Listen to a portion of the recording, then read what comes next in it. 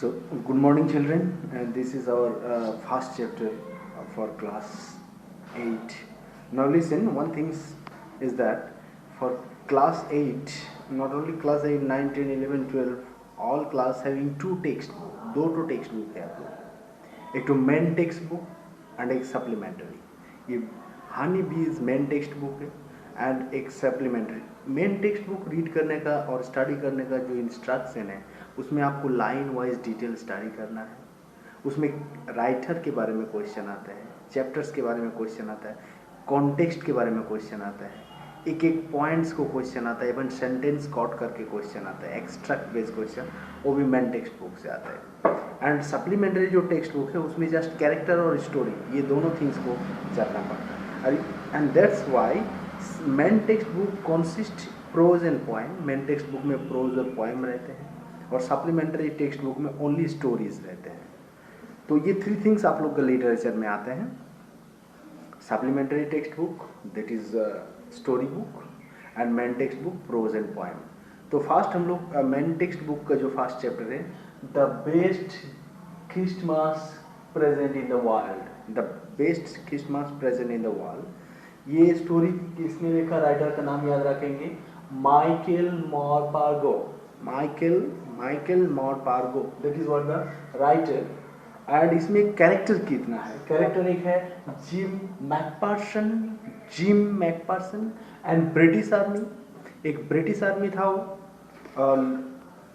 Second character his wife Mrs Connie McPherson, जो presently Burlington hospital में admitted है. उसका एज एक 101 है प्रेजेंट में, स्टोरी में जहाँ पर दी है 101 साल का उम्र है. और स्टोरी में और एक कैरेक्टर है मेंशन, जो हैंस उल्फ, ये एक जर्मन सोल्जर है जो डासेलडॉर्फ से बिलोंग करते हैं. डासेलडॉर्फ जर्मन का. तो एक ब्रिटिश आर्मी, ये यूके आर्मी, जिम मैकपर्सन ये ब्रिटिश आर्मी से बिलोंग करते थे और ये हैंस वुल्फ ये जर्मन आर्मी से. एक्चुअली ये स्टोरी फर्स्ट वर्ल्ड वॉर के टाइम का लिखा गया है और उसके बाद 2015 में एक लेटर मिला, जो लेटर में उसका मेंशन था. और जो लेटर जो मिसेस कोनी मैकपर्सन के हस्बैंड जिम मैकपर्सन बैटलफील्ड से लिखा था, वो लेटर जो प्रेजेंट डे में राइटर को मिला, जिसको ले गए किसके पास, मिसेस कोनी मैकपर्सन के पास, जो हॉस्पिटल में एडमिटेड है. And that letter is the best Christmas present in the world. वही लेटर को because she lost her memory near about at that time, she presumed writer as her husband when she got the letter from him. And that is what the complexities of the story. Now if you go through these are the characters. Listen, characters and their characteristic, ये question आएगा exam में ना. तो character Kisna है उसका नाम को याद आप रख लीजिए.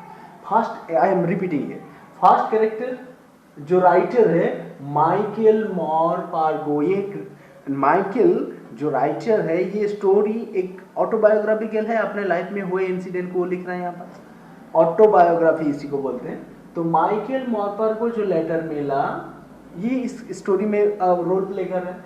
नेक्स्ट जिम मैकपर्सन, जिसका लिखा हुआ लेटर, वो लेटर कब लिखा था, 26 दिसंबर 1914 के टाइम वर्ल्ड वॉर चल रहा था. जर्मन ब्रिटेन के बीच में वॉर, इवन अदर्स कंट्रीज इसमें इन्वॉल्व था. जर्मन और ब्रिटेन दोनों ग्रुप में डिवाइड हो गया था. पूरा वर्ल्ड इसमें, even India also involve in that. India was with British government. तो जिम मैकपर्सन का लिखा हुआ लेटर 1914 का 26 दिसंबर, वो लेटर इसको कहाँ पर मिला, ये स्टोरी का फर्स्ट पार्ट है. माइकल मॉरपार्गो को कहाँ मिला, एक जांग शॉप में, कचरा का दुकान, जहाँ पर एक ओल्ड बट टेबल डेस्क, जिस डेस्क का अंदर में एक सेक्रेट ड्रॉयर के अंदर, जिस डेस्क का डिस्क्रिप्शन में दिया है, उसका जो लेग से torn out, near about broken and torn out, उसका कवर भी टोर्न आउट हो गया. एक ओल्ड जो, और ये वहाँ पर वो जांग शॉप में, जहाँ कचरा का शॉप बताया जा रहा है, वहाँ पर कैसे आया कि मिसेस वह कोनी मैकपर्सन, मिसेस मैकपर्सन के घर में आग लग गया और उसको सामान को इसे सोल्ड कर दिया गया है और वहाँ से मिला उसको ये सेक्रेट ड्रायर, और जिस ड्रायर में एक टीन का डब्बा रैपअप पैकेट में ये वाला लेटर मिला था, जो लेटर का डेट दिया था 1914 26 दिसंबर, वारफील्ड से लिखा गया था। लास्ट लेटर जब रिसीव किया था ना वो 25 जनवरी 1915, उससे जो लास्ट लेटर रिसीव किया था। तो इसमें एक लेटर ऐसे मिसिंग था जो लेटर में वो उसका हस्बैंड उसको लिखा था बैटलफील्ड से, और इस बैटलफील्ड में उन लोग क्रिसमस कैसे सेलिब्रेट किया था, कब 25 दिसंबर 1914, क्योंकि ये 26 दिसंबर वो लेटर को लिखा था। 1914 से 18 ये तो फर्स्ट वर्ल्ड वॉर का टाइम है, तो ये 25 दिसंबर उसमें उन लोग क्रिसमस कैसे सेलिब्रेट किए थे उसको उस लेटर में डिटेल लिखा था। And that is what the main theme but summary of the story. इस स्टोरी का अगर समरी हम लोग देखें, theme, what is the main theme of the story is contrast between human ideas और human existence with that of the predicament of the war. War का predicament, जो वार हम लोग की लाइफ में क्या लाते हैं, ओनली डिस्ट्रक्शन लाता है, चाहे वो इंडियन आर्मी हो या पाकिस्तानी आर्मी हो। एक दूसरे को पहचानता नहीं था, कोई कोई दूर दूर गांव से उन लोग बड़े होते हैं, लेकिन उन लोग एक दूसरे को एनिमी मानते हैं क्योंकि देश का एनिमी है।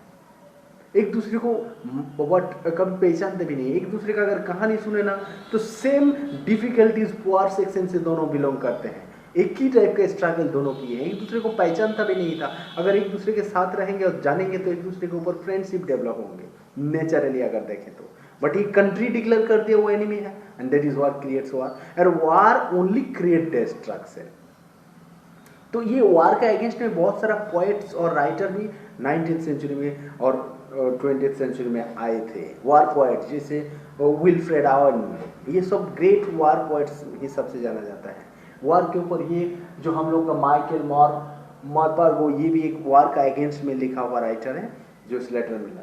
तो लेटर कहाँ से मिले, यू नो दैट, एक जंग शॉप में toward torn out and broken desk का अंदर एक सेक्रेट ड्रॉयर के, जहाँ पर एक टीन का डब्बा का अंदर रैप किया गया था वो लेटर को। कौन लिखा था, उसके हस्बैंड कोनी, मिसेस कोनी मैकपर्सन का हस्बैंड जिम मैकपर्सन लिखे थे ये लेटर 1914 26 दिसंबर after the celebration of what Christmas. Now both the opposition camp and armies, British and American, living together. जैसे इंडियन आर्मी और पाकिस्तानी आर्मी बॉर्डर के दोनों साइड पास पास में रहते हैं, एक दूसरे के बारे में पता है, वहाँ पर इंचार्ज और कमांडर कौन है, उधर भी कमांडर कौन है, सेलिब्रेशन भी बहुत सारा करते हैं, इंडिया का फेस्टिवल, पाकिस्तान का फेस्टिवल, तो उन लोग एक दूसरे को जान पहचान हो जाता है। तो उसी टाइप का व्हाट्सएप कि वहाँ पर जर्मन और ब्रिटिश आर्मी पास पास रहते थे। वहाँ पर एक जर्मन सोल्जर हैंस वुल्फ जो जर्मन का था, वो कहाँ का था, डासेलडॉर्फ जर्मन के थे, और ये माइकल जिम मैकपर्सन ये ब्रिटिश आर्मी का था, डॉर्सेल का था एक्चुअली। तो ये एक दूसरे को जायगा के बारे में डिस्कस हुआ, एक दूसरे में रात भर उन लोग गेम खेले, एंजॉयमेंट किए, वो पार्टी डांस की, इवन उन लोग एक दूसरे के पास्ट के बारे में डिस्कस किया। Before joining army what was their profession. Hans Wolf, as a German soldier, before that joining army, what he did, he was a cello player in an orchestra group, musical group में वो cello बजाते, cello one type of musical instrument, वो musical instrument बजाते थे। Next what happen कि उस दिन उस पार्टी में वो म्यूजिकल इंस्ट्रूमेंट भी बजाया, एक दूसरे में क्लोज फ्रेंडशिप बनी। And next mister but Jim McPherson the British army, वो क्या था, before joining army he was a teacher, एक स्कूल में वो टीचिंग करते थे, टीचर था, ये भी आपस में डिस्कस किए।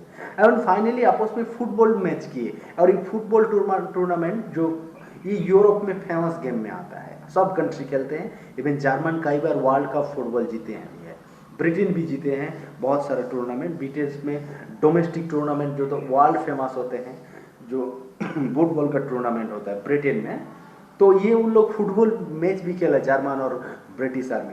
इवन उस फुटबॉल मैच के बारे में उन लोग वो लेटर में डिटेल्स में लिखा कि the game that is really in support of humanity, humanity का सपोर्ट में आता है। क्योंकि ये जो फुटबॉल मैच होता है एनिमी के साथ हम लोग खेलते हैं, बट इसके लास्ट में कोई वीडो नहीं बांधते, कोई ऑर्फन नहीं बांधते, क्योंकि किसी का हस्बैंड किसी का फादर नहीं खो जाते हैं। और इसमें एक दूसरे का साथ एक कोऑर्डिनेशन डेवलप होता है। ये वाला वहाँ पर लेटर में लिखा है। जो वार के बाद होता है, कोई वीडो बन जाते हैं, उसका हस्बैंड खो जाते हैं, किसी का कोई बच्चे ऑर्फन बन जाते हैं क्योंकि उसका फादर मर जाते हैं वार में। तो वार और गेम का कॉन्ट्रास्टेड एक थिंग्स दिया हुआ है। गेम इज मोर ह्यूमैनिटेरियन, मोर नहीं मोस्ट ह्यूमैनिटेरियन, क्योंकि वो वार में डिस्ट्रक्शन आता है, डिवास्टेशन आता है, और सेम थिंग्स होते हैं दुनिया में ह्यूमन बींग्स को व्हाट एक नेग्लिजेंस लेवल में ले जाता है। ह्यूमैनिटी का वहाँ वैल्यू नहीं रहता। वार ओनली क्रिएट डिस्ट्रक्शन, ये लेटर का मेन टॉपिक था। और ये जो गेम्स होता है, स्पोर्ट्स होता है, इसमें humanity, even if you thinks in present context, even बहुत सारा बार मैच हुआ है, इंडिया का अगेंस्ट में मैच हो रहा था लास्ट वर्ल्ड कप में ब्रिटेन का, तो whole Pakistan but supported India को पूरा सपोर्ट कर रहा था उस टाइम, यू नो दैट। क्योंकि अगर इंग्लैंड हार जाता तो उसका पॉइंट ज़्यादा हो जाता, what ever may be the world cup का फंडा। बट ये इतना बड़ा दुश्मन एनिमी, 75 ईयर्स का ओल्ड एनिमेसिटी खत्म हो गया था उस मैच को। उस मैच को अगर देखेंगे अभी भी आप, तो देखेंगे पूरा पाकिस्तान इंडियन टीम को सपोर्ट कर रहा है। तो गेम्स एक ऐसे थिंग्स है जो ह्यूमैनिटी आते हैं, यूनिटी आते हैं, यूनिवर्सल ह्यूमैनिटी डेवलप करते हैं। वही थिंग्स इसके जिम्स का लेटर में दिखा हुआ था कि जर्मन उसका एनिमी है, लेकिन ये sports game enjoyment party Christmas ये उसको क्या ला दे दिया था, एक ह्यूमैनिटी ला दिया था, एक यूनिटी का फीलिंग्स ला दिए थे। तो ये लेटर्स का मेन टॉपिक्स था। उन लोग कैसे एंजॉय किया उस पार्टी को, लास्ट तक एंजॉय किया, स्पोर्ट्स भी खेला, म्यूजिक, ये जो सेलो प्लेयर था कौन, ये हैंस वुल्फ जर्मन सोल्जर, उस दिन वो म्यूजिकल इंस्ट्रूमेंट भी बजाया उस पार्टी में। And that was the best Christmas celebration of the world, जो टू एनिमीज करते हैं, जैसे इंडियन सोल्जर्स और पाकिस्तानी आर्मीज भी कभी कभी करते हैं, ईद मनाते हैं, दोनों कंट्री में है, फेस्टिवल में आता है ईद, नेशनल फेस्टिवल। तो उसी टाइप का व्हाट हैपेंड, तो एक नेशनल डिक्लेयर्ड एनिमी और humanity that is come fourth, जो उससे भी ज्यादा वैल्यूएबल है, जो यहाँ चैप्टर्स में प्रेजेंट हुआ है। बट फाइनली क्या हुआ, स्टोरी का लास्ट पार्ट में ये जो कंफ्यूजन हटाने में राइटर माइकल मिसेस मैकफर्सन का जो डाउट्स कंफ्यूजन था कि वो उसका हस्बैंड, इसको हटाने का कोशिश किया कि try to explain, but she did not hear, वो सुने ही नहीं उसके बाद कि वो उसका हस्बैंड नहीं है, जस्ट वो लेटर उसको जंग शॉप में मिला है, and that's why he brought that to her. But ये थिंग्स हो, क्योंकि वो 101 ईयर्स मतलब नियर अबाउट उसको 1914 का लेटर, और 101 साल के बाद वो लेके आ रहा है, 101 साल नहीं, वो नियर अबाउट 80 ईयर्स। तो इतने साल के बाद उसका at the time her age was 101, 101 साल चल रहा है। तो but that was the best gift, Christmas gift, जिस दिन उसको 100 ईयर्स उतना ओल्ड उसका हस्बैंड का मेमोरी रिटर्न ला दी। और वैसे एक क्रिसमस के बारे में बताया जो 1914 का क्रिसमस सेलिब्रेशन, जो वर्ल्ड का best Christmas celebration, and that is what the gift, the letter itself is the gift, and a various what significance. So if you think about the significance of the title, the best Christmas gift in the world, present in the world, is that its dual meanings is there. That the celebration of 1914 Christmas was a gift itself for Mrs. Coney or Mrs. Macpherson, and the letter at the age of 101 she received from her husband. That is what the best Christmas present. That is what another Christmas that is coming to her. And उस Christmas में इसका सबसे best present है, सबसे present. So the title is apt and appropriate. Title सबसे ज़्यादा but तात्पर्यपूर्ण, but relevant or apt and appropriate. So that is about the title, and that is it is the theme. Theme is the letter and the confusion, and the main theme of the story is the war. That is only the destruction. That is only devastation. जो humanity को but butchered कर देते, killed the humanity. Not only human being, वो इंसान को नहीं मारते, इंसानियत को मार देते वार. तो war is against all types of humanity. That is what the main theme of the story. It is written on the backdrop of First World War.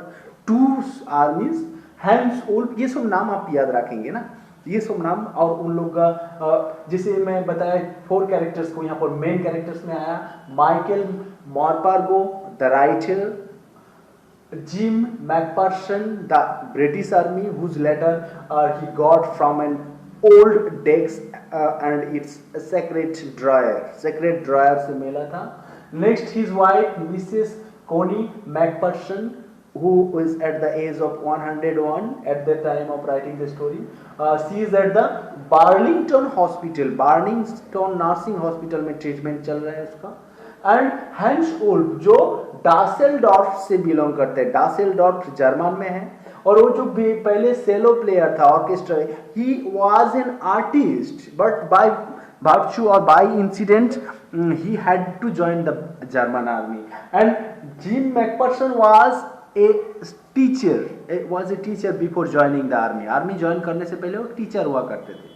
तो these are the 4 main characters and they're related in the story. Only 2 person alive. Michael Morpargo जो writer है वो जिंदा है, और ये Mrs McPherson gyms के wife जो 101 साल हो गया उम्र, वो जिंदा है। बाकी दोनों को हम लोग वो लेटर से व्हाट इंट्रोड्यूस हुआ इन द स्टोरी।